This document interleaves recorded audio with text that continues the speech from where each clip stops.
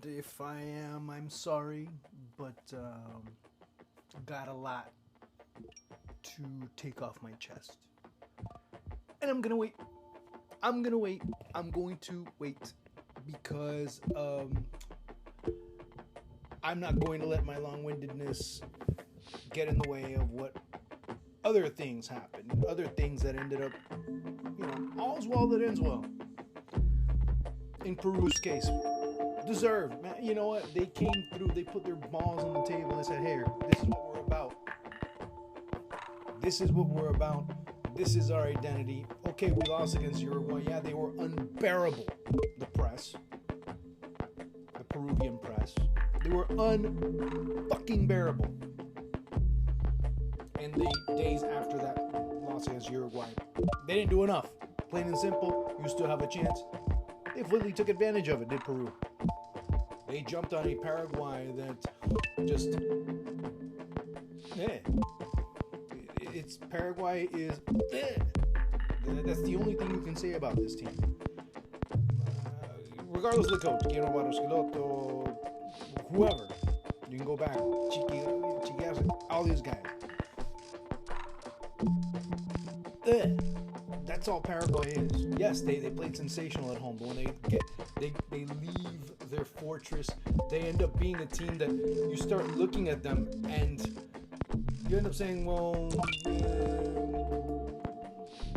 where was this team the other day?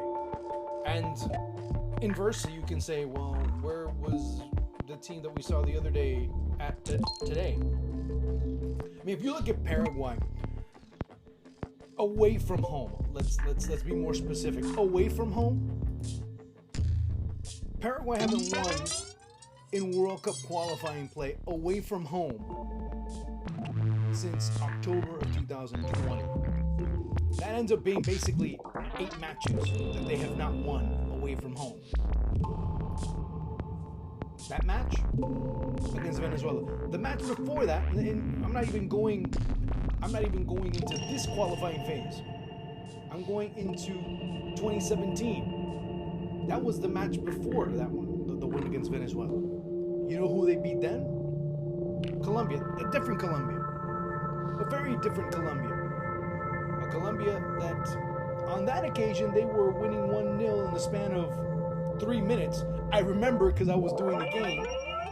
And I was kind of like looking on the, just out of the corner of my eye, seeing what's going on social media, how the game was going. Colombia was winning. Yeah, we're going to qualify for the World Cup. Yay. I jump in my car and I'm like, no. In a span of 3 minutes, Colombia were winning on the verge of going to the World Cup, and then they weren't.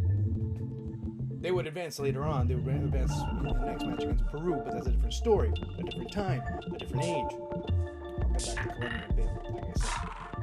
But Peru, like I said, when they lost, or actually when Peru beat Colombia, I said, look, the coach that ended up winning this match was the coach that should have been the Colombian national team coach at one point.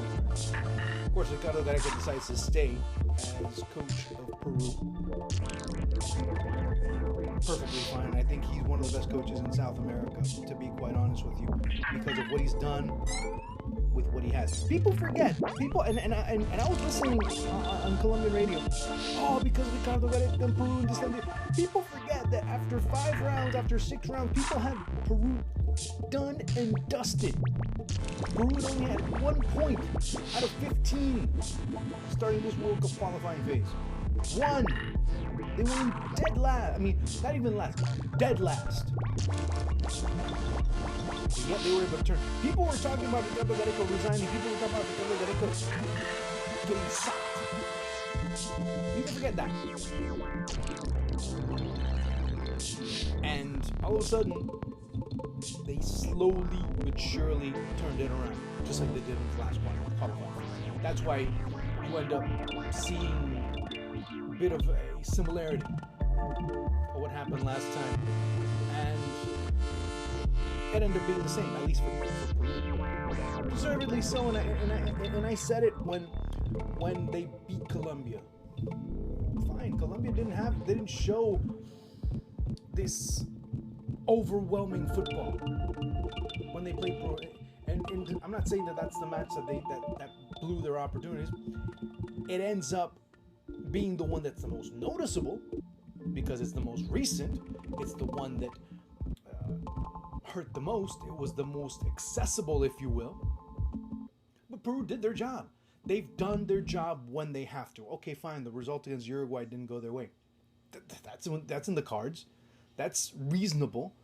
But they still had enough of a cushion, enough of an advantage, and of course other results that went their way on that day, that you end up seeing, hey, there's still a chance for them to be able to get that playoff spot. And they did. They went back home and they took care of business. Plain and simple. That's how it was.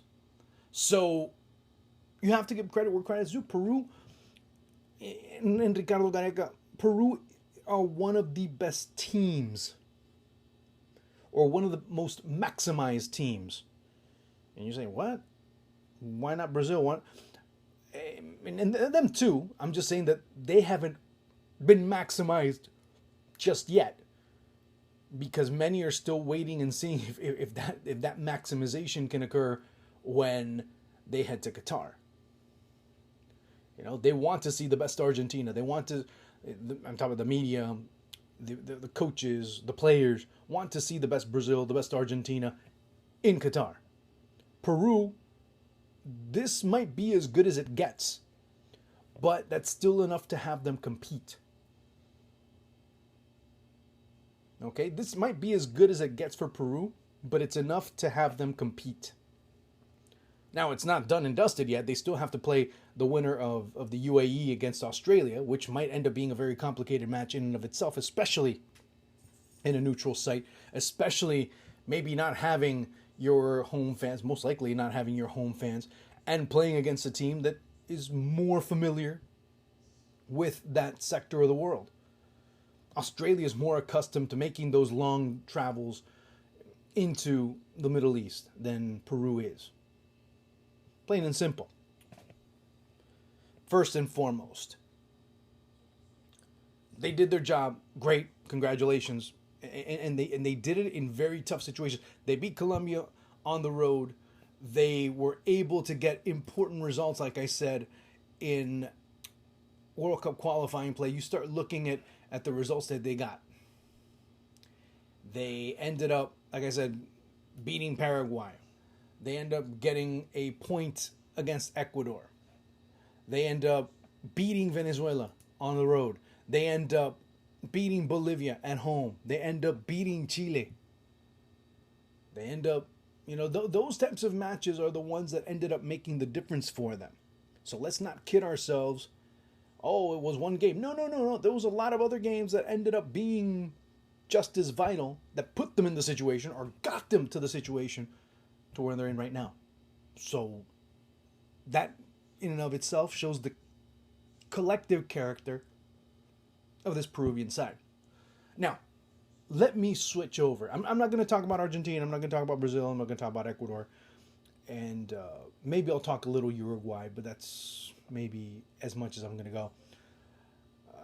And I'll actually start with them, with Uruguay. Because you can't... Today was... And I might be late to that party or that argument or that narrative. But today was one of the first days where I said, you know what? You can't have Edinson Cavani anymore as a starter. Obviously, he gets injured. Obviously, he has issues in terms of continuity. If there's a lot of successive matches where he plays, he ends up suffering. Okay, perfect. Can't have him anymore. Luis Suarez, he scores the goal, or at least the first one. Man, props to him. He was at the right place at the right time, but now, I guess not in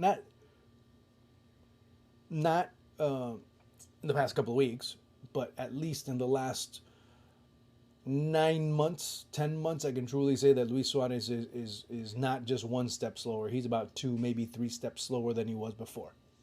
And at 35 years of age, He's a player that is not going to offer. It just seems like he is the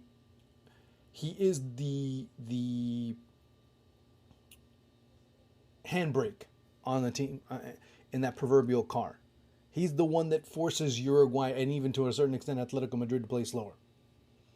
Yes, he'll still score goals. Yes, he'll still be able to make a difference inside of the area. But outside of that, outside of the other areas, other phases of the game, he ends up being more of a liability and a limitation than a benefit to have on the pitch. So you start looking at Darwin Nunez. What about him? And I believe Darwin Nunez should be the starter for Uruguay. But then who else? That's the big question. Who else? Who else steps up? No one stepped up in that position. Now, in the back, you start to see more Georgian Darascaeta step up. Federico Valverde stepping up. Rodrigo Betancourt stepping up. You see the midfield now quickly becoming the strong point of this Uruguayan side, the one that offers that balance. Because in the back, I don't know how much more time you can have a Diego Godin. I don't know how much more you can stand having a Jose Maria Jimenez in the back causing problems. That's why you saw Sebastian Coates. And a goalkeepers in Uruguay need to start working on their hands more. I don't know if working on their hands is going to be enough, especially for Fernando Muslera. Sergio Rochet, at the same time, you end up looking at him, a very promising goalkeeper, but way too many screw-ups, way too many moments where he ends up giving up rebounds or making mistakes inside of the area, and that could end up harming Uruguay in the long scheme. But Rochet will most likely be the goalkeeper of the future. We'll see how that plays out. Anyway, moving on. Chile. Chile, lele. It's been nice, but Chile, there was no way that you could say Chile was going to have a chance. And you could say it based on how they had played in recent weeks. In recent rounds, I should say. What? What do you mean? They were able to beat Bolivia. Yes, they were able to beat Bolivia. But they've only won one out of their last four. And in the three matches that they lost during that time, they looked poor. The match that could basically start kissing their aspirations goodbye wasn't Brazil. It was Argentina. Doing everything they did to try it. They sent them to Calama, in altitude, and it just seemed that Argentina were better. Even all of that logistical movement that they were doing, it still wasn't enough. You see a team that's very long in the tooth. You see a team that needs a generational change. You know, at one point in the match, you started to see Alexis Sanchez get the ball, Arturo Vidal get the ball. And each time they did, you'd hear clapping. You'd hear the fans, acknowledging them. Arturo Vidal comes out after the second goal, and the entire stadium at San Carlos de Apoquindo gets up, a standing ovation, thanking Arturo Vidal for his service. That golden generation of Chile ends up having quite a few negative marks in its overall legacy. Did it heighten Chilean football? Absolutely, no doubt about it. But not going to 2 consecutive World Cups ends up being a huge scar that legacy cannot, I repeat, cannot overcome. That's something that you start looking at and you end up really questioning that overall legacy. Now, I mean, are there positives? Yeah, absolutely. I mean, winning 2 Copa Americas, a team that had never won one before and winning it on back-to-back occasions is a great thing. But not qualifying for 2 World Cups back-to-back might be just as strong or maybe even stronger. So you'll have that conversation going on when these players decide to retire from international play, and maybe some even retiring fully. The problem is, who do you bring in? Who are the players of the future for Chile? Yeah, Ben Brereton Diaz is the first one that everyone's going to point to, and rightfully so. I think he's done everything within his power, everything that he's been able to do to show the commitment going forward, and maybe be that torchbearer going into the future. It's going to be tough. There's going to be some dark, dire days in terms of Chile at the national team level, trying to be able to get some opportunities to get to the World Cup. I don't know. It's very few and far between the players that I can see coming forward and truly making Chile. I'm not even talking about a team that's going to win another Copa America, that's going to get to another World Cup. Although the next World Cup qualifier might be a bit more benevolent for CONMEBOL. You're going to start to see the tide begin to shift in South American football. And I think at that axis, at that pivot, Chile is one of them.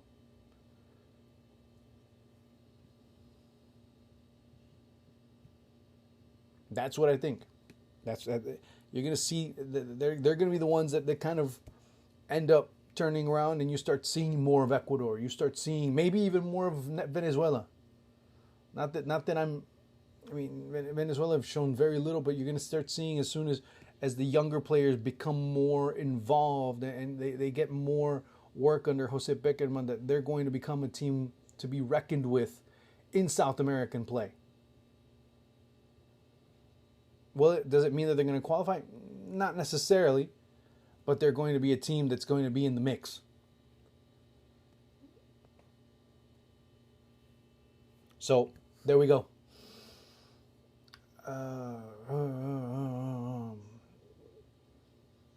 Finally, this is the tough one. I said in one case with Peru, all's well that ends well. Well, all's bad that starts bad. When Ramon Yesurún takes over, actually, let me think about this real quick. Let me look at it once again and analyze things that end up being a bit more clear and more concise. Because what I'm about to say is going to be very packed with a lot of very, very strong things.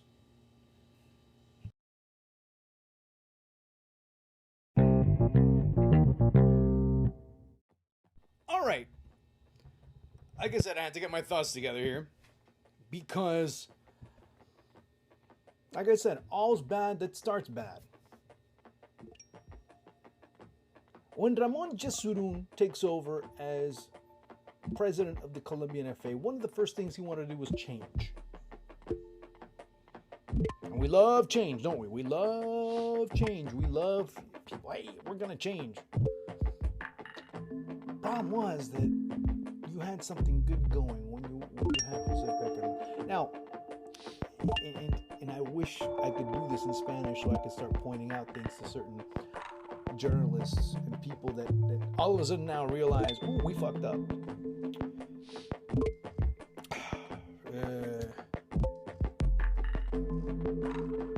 During the Peckerman era, there was a lot of shit thrown in Peckerman's way. They tried to find ways to make his work a bit more difficult.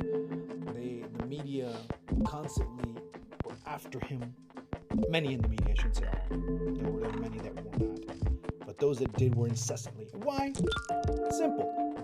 In Colombia, there's been an era, there's been an age, there's been a style of journalism that if you don't give me an interview, that if you don't give me the exclusive, that if you don't give me the lineup, that if you don't give me this, or you don't give me that, or you give me first privileges, or I get first dibs at, then I go against you. I become your enemy. I become the one that you don't want to have constantly on your ass. That's what happened with Jose Peckerman. Peckerman didn't get interviews to many people because many, of course, were very amicable with previous coaches, especially the Colombian ones. Exclusively the Colombian ones, because there weren't any foreign coaches for nearly 2.5 decades in Colombian football. So they befriended the coaches, they talked well to the coaches gave interviews, the coaches were very candid. And so when that happened, yeah, they talked great things about the coaches. It's not a good thing, it's not a bad thing. It was just the way it is. It's the modus operandi of Colombian journalism when it came to football. When Peckerman comes in, he changes that. He comes in and he was looking to work and looking to establish a style of play, a logistical roadmap, if you will. He's looking to create a form of work, a style of work, a style guide, if you will, of how the national team is going to comport itself, how they're going to approach this project. He goes in, starts getting results. Starts getting results and results and results and results. So he does have the three things that you need. You needed the results, you needed the style, and you needed players that were informed, that were doing great. And that ends up being very crucial for the overall sanity of Jose Peckerman's project. In the first 4 years, in the second 4, it ends up being a bit more chaotic. You have players that maybe weren't in their best form at that point going into Russia 2018. But still, the journalists of note, the more prevalent ones, ended up going after him constantly, talking about his son-in-law, because his son-in-law is part of the entourage, if you will, part of the technical staff, and they were talking about all types of things that were going on, from conflicts of interest. They went after him. So Ramon Jesurun comes in and he says, you know what, I'm going to change things, I'm going to bring a coach in. Many were even saying, we need a Colombian coach. So not only here, they need to change the need for coach, but also even some xenophobic tinges when it came to and you start saying, wait a second, this guy is taking you further than any other coach has ever taken, and we want to get rid of him? It doesn't make sense, but in Colombia, it made sense. We need to have a coach that understands the players that know. So what do? Well, they go out and they get Carlos. Great man. I've spoken to him before. Very classy individual. He just didn't fit in. He didn't fit. He wanted to, but he didn't. And that's just plain and simple right here. So you know all's bad when it starts bad. I guess the complete opposite of all is well that ends well, right? All's bad that starts bad. And in his case, Queiroz doesn't understand Colombia, or at least the players on the Colombian side at that point are no longer the up-and-comers, the ones that are looking to be hungry and go and find glory. You know, James Rodriguez had already played at Real Madrid and at Bayern Munich. You had other players that were amongst the best in their teams. They were mostly all playing in Europe. They were very prevalent at that stage. So maybe you can make an argument. I can't say that you cannot about them being hungry or not. That's a very subjective thing. But when you look at how Queiroz wanted to handle things, if you look at it from a wide spectrum and say, hey, you know what? It's not a bad idea to try and be more modern. Hey, you know what? We can't defend dropping back. We can't defend waiting. We have to go up and press together. One of the first things that he did, or that he wanted to do, like, oh, no. We don't do that type of thing here. So then you have a bit of resistance. You have some bit of friction. Although Queiroz a few weeks ago says no, the one that actually made all this happen happened to be Alvaro Gonzalez, who's one of the main vice presidents in the Colombian FA, who really made his life miserable, and he actually did. So you had frictions. You had a coach that wanted to do one thing, players that wanted to do another thing, and it never. And when you have that tugging back and forth, players wanted to do something completely different. Well, you had things like that 6-1 against Ecuador. So when things went to shit, well, Queiroz was the first one to go. It's easier to take. I mean, it always is going to be easier to get rid of one person than it is to be able to get rid of 26. And at this point, you have a James Rodriguez that's not playing. Not even at Real Madrid. Not even at Bayern Munich.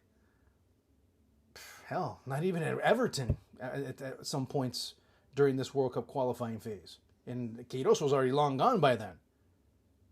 And at Al Rayyan, it's funny because he was playing at Al Rayyan, and you when you see Colombian sports highlights, oh, James had a great game for Al Rayyan. And we're like, wait a second. I'm not gonna talk to him. I'm not talking about anyone else. I'm talking about me.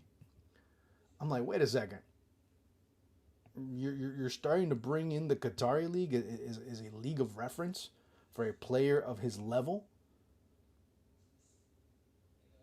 And you're trying to make it sound like he's playing at Bayern Munich, at Real Madrid, at wherever, even at Everton. Hell, a team that's fighting for relegation. Well, Everton is at least this year, but not when James was there.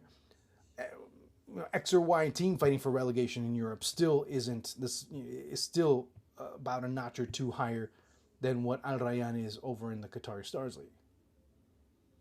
And that's not a knock on the Qatari Stars League. That's just the reality of what it is and what the level of play is there. It is what it is. So to have James be that guy and be constantly mentioned in that light ends up making things a bit,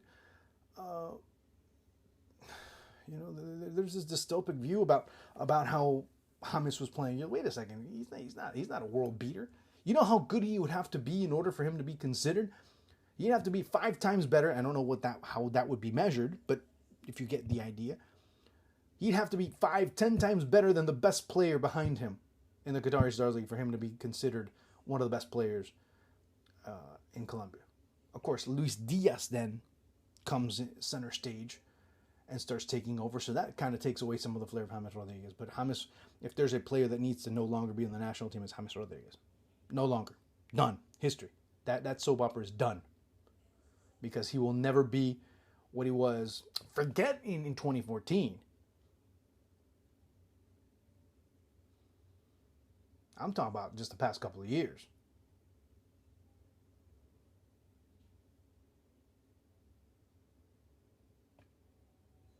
Falcao, this one's a hard one.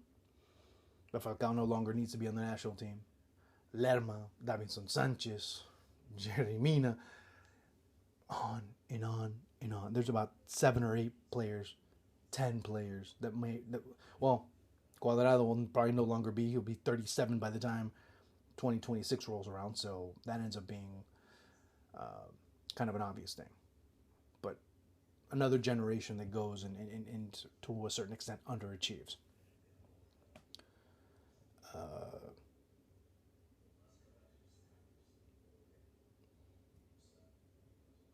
Alvaro Gonzalez has been a cancer to Colombian football. He's done more to ruin projects than to be able to strengthen them, empower them, benefit them. And that ends up being one of the big issues why Colombia is not in the World Cup. Not making excuses. It's reality. It's not that, we lost this game, or they lost this game, or they won this game, or they drew this game. No. They won against Venezuela, and people are disgusted in the way they played. Because Venezuela played better. With as limited a side as Venezuela is right now, they played better than Colombia. And they still won, so no one's talking about results here. There was a chance, and Colombia had a chance. Colombia didn't score for over 640 minutes, 40 something minutes. They didn't score for over 7 games. If they would have scored at least in one,